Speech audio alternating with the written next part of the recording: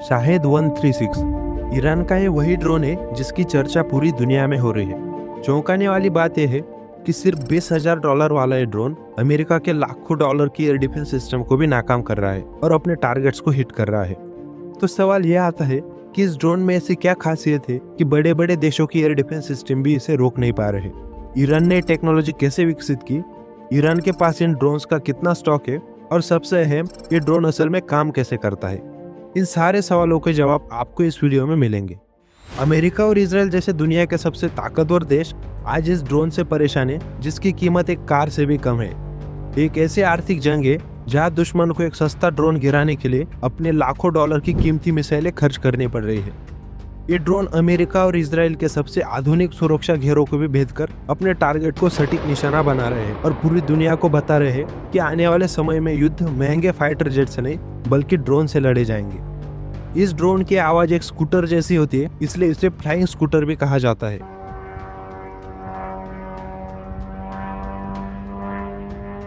दरअसल इसमें स्कूटर का 2 स्ट्रोक इंजन ही लगा होता है। खास बात यह है कि इस ड्रोन को चलाने के लिए किसी महंगे जेट फ्यूल की जरूरत नहीं होती, बल्कि ये उसी साधारण पेट्रोल पर चलता है जो हम और आप अपनी बाइक में डालते हैं। इस ड्रोन की फ्यूल टैंक कैपेसिटी लगभग 100 से 150 लीटर होती है, जिससे ये ड्रोन करीब 2000 से 2500 किलोमीटर तक की दूरी तय कर सकता है। सबसे पहले बात करते हैं इसकी कीमत और मारक क्षमता की। शाहेद 136 की सबसे बड़ी ताकत इसकी सादगी और बेहद कम कीमत है। आइए इसे एक तुलना के जरिए समझते हैं। अमेरिका की टॉम हॉक क्रूज मिसाइल की कीमत लगभग $20 लाख है। रूस की KH-101 क्रूज मिसाइल 10 से 13 मिलियन डॉलर के बीच आती है। यहाँ तक कि ईरान की अपनी फतेह 110 मिसाइल की कीमत भी लगभग 1 लाख से $20 लाख के बीच है। लेकिन जब एंट्री होती है शाहेद 136 की तो पूरा गणित बदल जाता है।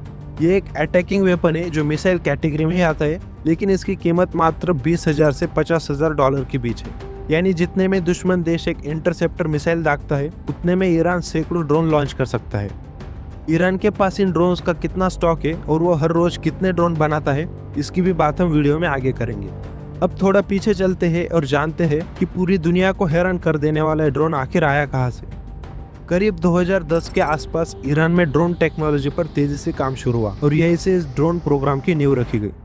इस ड्रोन को तकनीकी भाषा में लॉइटरिंग म्यूनिशन भी कहा जाता है। इसके अलावा इसे सुसाइड ड्रोन भी कहते हैं, क्योंकि ये एक ऐसा शिकारी है जो आसमान में तब तक मंडराता रहता है जब तक इसे सही मौका न मिल जाए। ये मिसाइल की तरह तुरंत नहीं फटता, ये हवा में उड़ता रहता है और सही मौके का इंतजार करता है। जैसे ही इसे अपना टारगेट मिलता है, ये सीधे जाकर उसे टकराता है और खुद को बम की तरह उड़ा लेता है। अगर इसकी एक और खासियत की बात करें तो वो है स्वार्म टेक्नोलॉजी, यानी झुंड में हमला करना। ईरान इन्हें अकेले नहीं लॉन्च करता, बल्कि एक साथ 50 से 100 ड्रोन का झुंड हवा में छोड़ देता है। ये सारे ड्रोन आपस में तालमेल बनाकर अलग अलग टारगेट पर हमला करते हैं, कोई पावर हाउस पर, कोई पुल पर, तो कोई मिलिट्री बेस पर। इससे दुश्मन का अरबों रुपए का डिफेंस सिस्टम पूरी तरह कंफ्यूज हो जाता है। वो 100 में से 80-90 ड्रोन तो गिरा देता है, लेकिन जो बचे हुए 10-20 ड्रोन होते वही तबाही मचाने के लिए काफी होते। इस ड्रोन का खौफ दुनिया ने पहली बार 2022 में रूस यूक्रेन युद्ध के दौरान देखा, जब रूस ने ईरान से 2400 से ज्यादा ऐसे ड्रोन्स खरीदे। इन्हें रूस में गेरान 2 के नाम से जाना जाता है। इसका इस्तेमाल यूक्रेन के पावर स्टेशन और बिजली ग्रिड्स को निशाना बनाने के लिए किया गया, जिससे बड़े पैमाने पर बिजली व्यवस्था को नुकसान पहुंचा और अर्थव्यवस्था पर बड़ा असर पड़ा। अगर इसके साइज की बात करें तो ये लगभग 11 फीट लंबा और 8 फीट चौड़ा होता है। इसका वजन करीब 200 किलो है, यानी लगभग 3 इंसानों जितना। शाहेद 136 ड्रोन का डिजाइन एक त्रिकोण जैसा होता है जो इसे हवा में बैलेंस देता है। इसके आगे वाले हिस्से में लगभग 40 किलो का विस्फोटक लगा होता है जो टारगेट से टकराते ही भारी नुकसान पहुंचाता है। वॉरहेड के ठीक पीछे कंट्रोल के लिए इसमें GPS एंटीना और फ्लाइंग कंप्यूटर लगे होते हैं जो इसे सही रास्ता दिखाते हैं। लॉन्च करने से पहले इसमें GPS के जरिए टारगेट की लोकेशन सेट कर दी जाती है, जिससे अपने लक्ष्य तक पहुंच सके।